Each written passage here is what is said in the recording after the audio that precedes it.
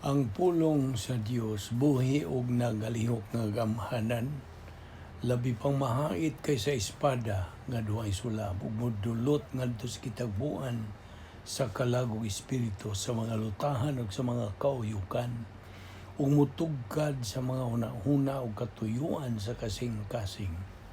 Ang tibuok nga kasulatan gipaginhawa sa Dios ug may kapuslanan alang sa pagpanudlo, alang sa pagpamadlong, alang sa pagpanulid, ug alang sa pagmatuto sa pagkamatarong aron ang tao sa Dios mamahingpit, masinangkapan alang sa tanang maayong buluhaton. Moadto dayon kita sa atong pag susi sa atong tagsa-tagsa ka kalag. We have to examine ourselves if we still have some sins. Kay kini mahimo lamang babag sa atong pagbuhatong pagtuon sa pulong sa Dios, kung dili nato kini isugit nito sa tubangan sa Dios nga Amahan. Ang unuhan ununoy binagkanayon sa Binisaya, kung isugid ta nga atong mga sala, siya ang Dios kasaligan og makatarunganon sa iyang saad nga mupasaylo gayud sa tanantang mga sala ug magahinlo sa tanantang mga kalapasan. Busa atong buhaton kana aron maandam kita o human nato buhata kana pagsugid sa atong mga sala, kita mapun-an dayon sa Espiritu Santo o nga kita mahibalik sa atong pakig-ambitay sa Dios. Apanalang kanimo dili pa magtutuo ang imong buhaton, dili ang pagsugid sa imong mga sala, kundili ang paggamit niya ng imong kabubuton nga hinatag sa Dios, ipagamit ka na sa Dios kung mutuo ka ba o musalikway ka ba kang Ginoong Jesucristo ang imong manluluwas. Pan kung imong tuuhan siya, ikaw mahimo nga magtutuo, maluwas ka, sumala sa gisultis pulong sa Dios. Tumuo ka kang Ginoong Hesus ug ikaw maluwas. Mga buhat 16:31. Busa andam na sa ikaw sa pagsalmot nining atong Bible study. Therefore, magampot ta karon sa hilom.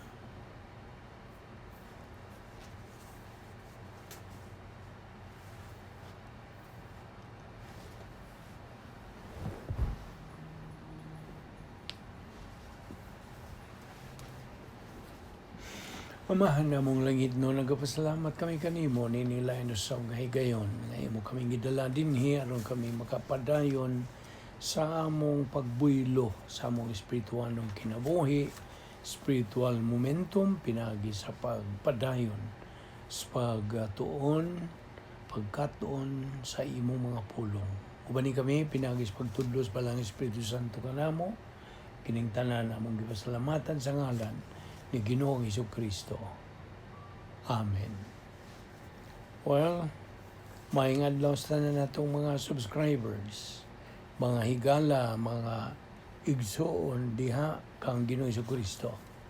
Now, akong balik ko no sa kining manungdanon nga pagbaybaw kaninyo nga mga subscribers, labi na, that the method we are using atong gigamit sa atong pagtudlo sa doktrina mao kini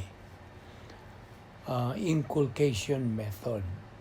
Sinilsilay gyud mo nang makaalinggat ka, makadiparar ka nga magbalik-balik usahay ang atong tuki bahin ining mga espirituhan ng mga butang. Kini, this is part of the inculcation method. Kay doctrine must be inculcated a little today, a little tomorrow, day after day.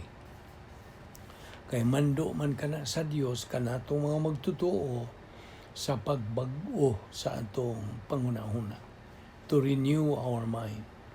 But renewing our mind is not an overnight process.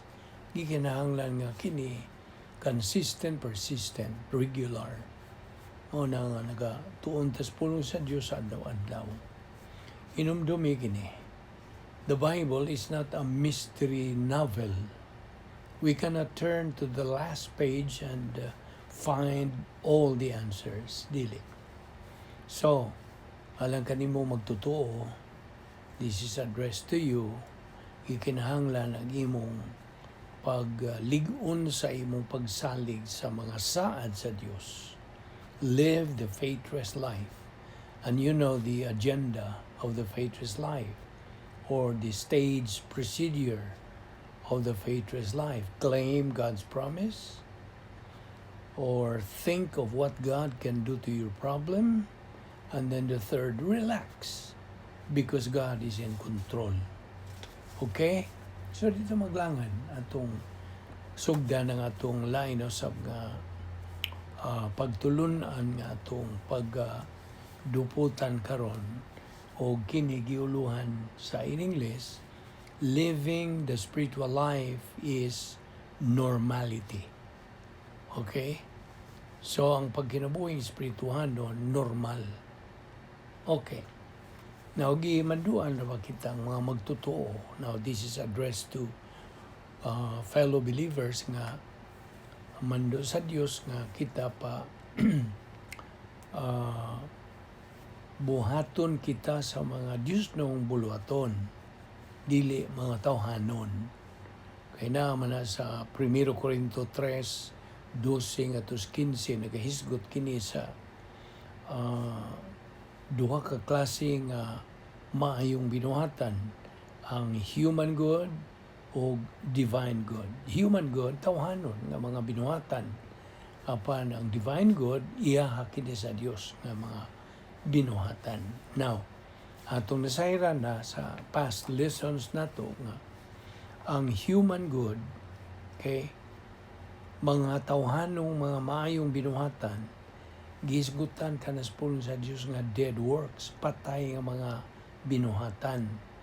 Kay kini God atol sa judgment seat of Christ, himuan kita og evaluation og pagsunugon kining dead works. Kay combustible man, dali ra man sila masunog.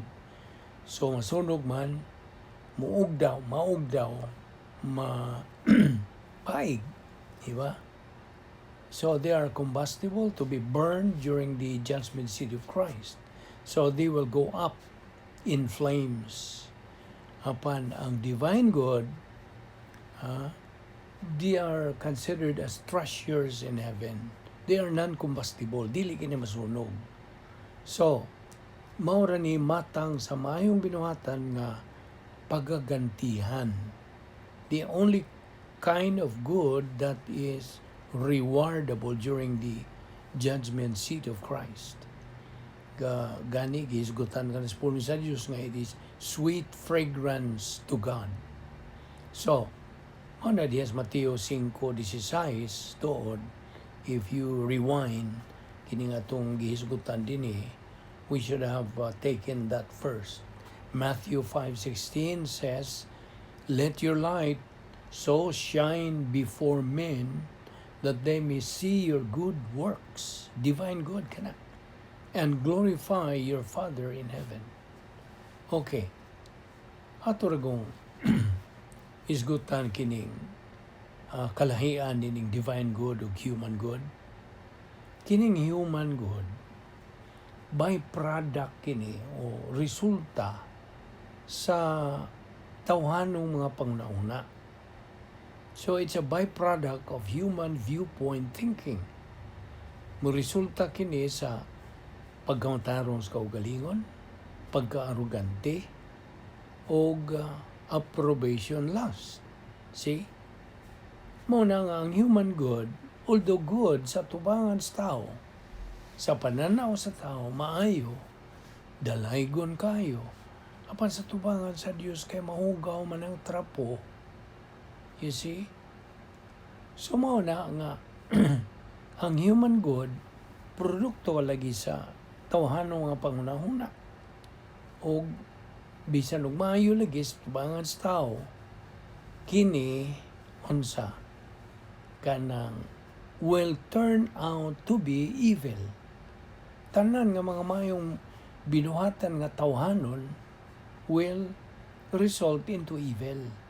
Produkto man na sa mga tawhanong mga panghuna-una. Bantayan gyud nato. Sa panahon nga mogamit kita mga tawhanong mga panghuna-una, mo resulta gyud kana.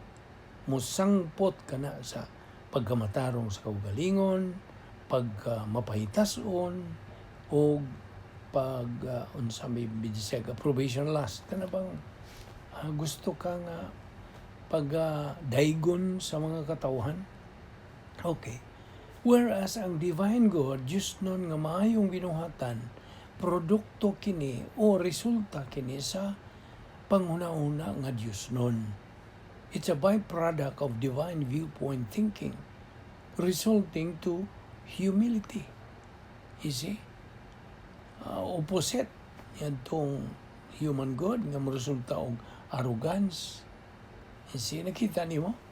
Ako kining ginahinayan aron matuhog yun mo ang unod ni ini. Hinumdumi itong prinsipyo nga ang Diyos mupauswag ni adtong mapaubsanon. Apan mupaus-os ni adtong mga mapahitason. Naman na Santiago 4:6.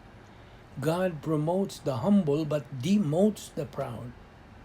Now, when God promotes a believer, the believer is really promoted. Apan kung ang Diyos does not promote a believer, that believer is not promoted. Prinsipyo man na. So, ang usa ka magtutuo nga negatibo, way gana, way gugma, way kainit, way kanang panahon may kagahin sa pagtuon sa pulong sa Diyos, is like someone who is cutting off his power supply. Sama sa mag-brown out or blackout, outage ba? So, ang kaamgid o inunta, analogy ni ini mo ni, kamatuuran plus pagkamatarong, resulta, kadanag, kahayag. Apan, ang mini, dugangan o dautan, kini ang kangit-ngit. Truth and righteousness equals light. False and evil equals darkness. Now, tiyan ni katong 1 Juan 1:5 nga nagkanayon, God is light, and in Him is no darkness at all. Now, sa laing bahin, circumstances nagaingon. Ang mga circumstansya ba nagkanayon? Imposible. Ano isulti sa mga circumstansya? Imposible. Apan, ang doktrina nagkanayon man nga, dili lamang posible kung dili garantisado.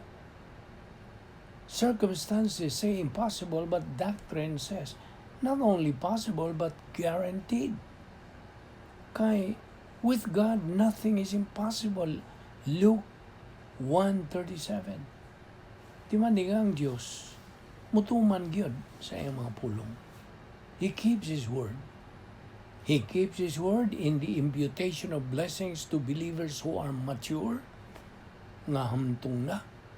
O God keeps His word also in the imputation of divine discipline to believers who are negative to doctrine. So, kay negatibo man, magitubo sa pulong sa Diyos. So, ang prinsipyo is found in Genesis chapter 21 verses 1 to 2 that talks about God's faithfulness to His promise to Abraham for a son despite Sarah's old age. Bisa kung sa katiwang na ni Sarah, gisaran magyud sa Dios. Ang pagkamatiumanon sa Dios sa iyang saad ngadto kang Abraham. Iyang saad nga hatagan si Abraham ug si Sarah og anak nga lalaki. Bisan pa sa katiguang na ni Sarah, you see. Now, inumdum ka ba sa tulo ka mga ang sa pagkabalaan? The 3 stages of sanctification. Ang naguna nini, positional. That is at the point of salvation. Yan ang higayon nga ikaw naluwas. Positional ka na nga sanctification. Ikaduha, experiential. Ang imo nang adlaw-adlaw nga espirituhanon nga pagbuylo. Ang ikatulo, ultimate. Sanctification kini in the eternal state. Now, diha sa experiential sanctification, a believer with doctrine, ana siya espirituanong gahom. A power which is far above any human power. Unsa maning maong mga gahom? Gahom nga siya makaalinggat, power to discern, gahom nga dili siya kanang malingla, dili mailad, you see? A power of not being deceived. Unsa pa? He has the power to refuse to commit sin. Na siya gahom. Nga dali ra siyang pugong sa pagbuhat og sala. Ikaupat, he has the power to refuse to be influenced by evil. Na siya gahom. Nga mo salikway, mo salikway, to refuse to be influenced by evil. Now, di man nining prinsipyo ha? I'm fond of giving you principles. A believer functioning with the faith rest life and divine viewpoint lifestyle is normality in life. Normal. So, karong panahon na, labihas kabagang duot sa mga katawhan, mga magtotoo ha? A big majority of believers are functioning in abnormality in life. Tungod kayo sa. Tungod nining musunod. Kadautan. Mara ba na polisa ni Satanas? Satan's policy is evil. Ikadua, unbelief. Why pagsalig, why pagtuo? Na mo ka na'y tumong ni Satanas. O ang ikatulo, ang pagkamapahitason. Hinira bang pagkamapahitason? Mo ra ba yun unang sala nga nabuhat binuhat sa Dios nga si Lucifer. Yes. Mo to'y nakaunag buhat nining pagkaarugante. Self-righteousness ang iyang kadang tuo nga siya matarong. Pagkamatarong sa kaugalingon ba? Now, iman yung mga prinsipyo no sa ang pagkamatarong sa Diyos nag-demand, I don't know how to translate this in Visayan, kanang mupatuman yun. Okay? So, isa in English, nag-ingon, God's righteousness demands punishment for every evil occurring everywhere. God's righteousness necessitates divine discipline on the life of a carnal believer. Yes, mao ka na ang mga prinsipyo. Now, doon ay tulo ka mga hinungdan nga mupahamtang og disiplina ang Dios. 3 reasons why God imposes discipline. Nag-una niini, tungod kay ang sala nga gibuhat sa usa ka magtutuo is an offense to God's character. Muna naguna, ikaduha. Aron matagbaw gyud ang pagkamatarong sa Dios. Ikatulo, bahin kini, it's part of the righteous indignation. Now, inomdom ka na itong Hebrewanon 12:6, nagingon kini nga, God chastens those whom He loves. Yes. Now, prinsipyo na po. People with bad attitude are problems in life. Dawat ka niya na. People of bad attitude are problems in life. Upon people with good attitude are wonderful, successful people in life. Now, ako maninggi dala sa atong words to live by nga. ang matag magtotoo, misyonaryo, is a missionary. Every believer has a spiritual ministry. Every believer is a salesman for Christ, carrying a perfect product, message of salvation, kanang product. Nga namang hingpit man, why is it perfect? It is perfect because it bears an eternal warranty. Do you know what? Kining maong produkto, which has an eternal warranty, why bayad? It's free. Nga naman. Why is it free? It is free because someone has already paid it up for you. Gibayaran na sa hingpit. All one has to do is simply to accept it by faith. Nagis pagtuo. Now, when you witness for Christ, hinumdumi gudi kanunay. Make the issue out of the issue and make the issue clear and get accurate doctrine. Now, you see, people don't change their life unless they change spiritually. Ano yun magagikan sa sulod? Spiritually. Kaya kung dili sila mag-usap diha sa sulod, then they do not change in life. Now, another principle, you can have tons of religion without 1 ounce of salvation. Yes, mahimo ang tanang mga relihiyon. Panwa gyoy, bisag gamay na lang luna sa kaluwasan. If we could earn our salvation, Christ would not have died to provide it. Og di man niusap ng kaluwasan, gasa kini nga dawatonon, dili kini tumong nga atong kabutonon. Now, inindot nga prinsipyo usab. No one is so good that he can save himself. And no one is so bad that God cannot save him. Now, sa suliran sa tao, ang suliran gusto tao, mga itong spiritual death. Kaya tungod niya itong formula nga AOS plus OSN equals spiritual death. Numdum ka? AOS, Adam's original sin, dugangan pagyud sa kinaiyang makasasala, resulta, patay spiritual. Ang tao, ang sabot sa spiritual death, pagkaimulag sa hingpit, naimulag ang tao sa hingpit, gikan sa Diyos. Mo na spiritual death. So in spiritual death, the divine solution is only faith alone in Christ alone. Anything added to faith is a human solution. And salvation is not yours. Nga naman. Tungod kay ang pagtuo accompanied by human works is invalid. The only valid faith is faith without works.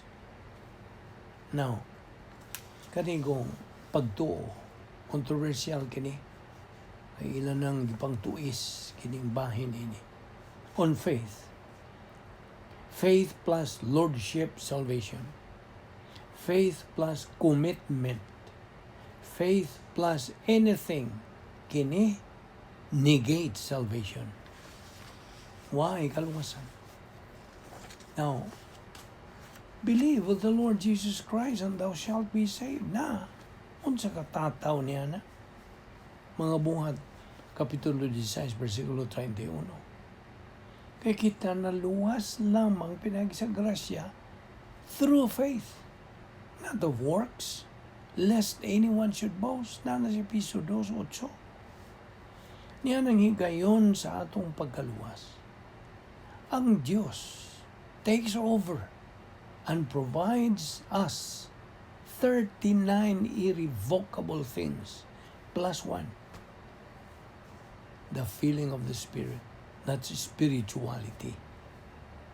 So, ang tao God has his own breaking point in life.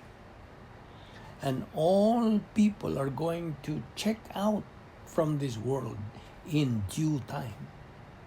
Inumdong ka ba sa prinsipyo? God's timing is what? Perfect. Hingpit. Kompleto. So respect man's volition, whether he accepts or rejects salvation. Kay iya man ang opsyon. But he is answerable, accountable, and responsible for every decision he makes. Di man ni yun ang mga prinsipyo ha? Na nakita ni mo, kapila na ni balik-balikan na to. Tungod kay sinilsilay, masilsil yun mo. Nga, gikinahanglan nga mutahod ta sa kabubutos tao. Mudawat ba siya o salikway ba siya? Iyan ang kapilian. That's his option. Apan siya, ragyan ang malubag for every decision he makes. So don't ever try, paminaw, don't ever try to control other people's free will. Because you cannot. Kaya kung buhaton niyo mo ka na, you're just wasting your time. Now, the function of human volition is a divine design. This divine design is to appropriate what God commands and to reject what God prohibits. Naklaro ni mo na? Mao ni ang divine design, disenyo sa Dios kidi, to appropriate what God commands and to reject what God prohibits. Now, di man ni nga, ang pagsalikway kang Kristo ingon nga Diyos ug manluluwas is a maladjustment to the justice of God. E doon na mo tulo ka mga adjustments ang tao kinahanglan nga mo adjust ngadto sa Dios. Ang naguna mao itong atong himuan lang kini og ingon nga mura og initial or kanang memory aid, satjog, ratjog, matjog. Now, unsa man ni mga jog-jog din eh. Now, the three adjustments man has to make with God is satjog. Unsa may butas sabot? Salvation adjustment to the justice of God. Unsa man ning ratjog? A rebound adjustment to the justice of God. Ug what about matjog? Maturity adjustment to the justice of God. Now, ato ni padayon ugma. Okay? Ayaw sipyat sa sumpay niini. We will continue on this discussion tomorrow. Father, we thank you for this opportunity of studying your word today.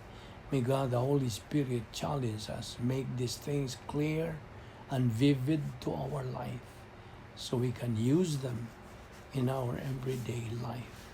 Thank you for our Bible study through the YouTube. This we ask in Christ's name.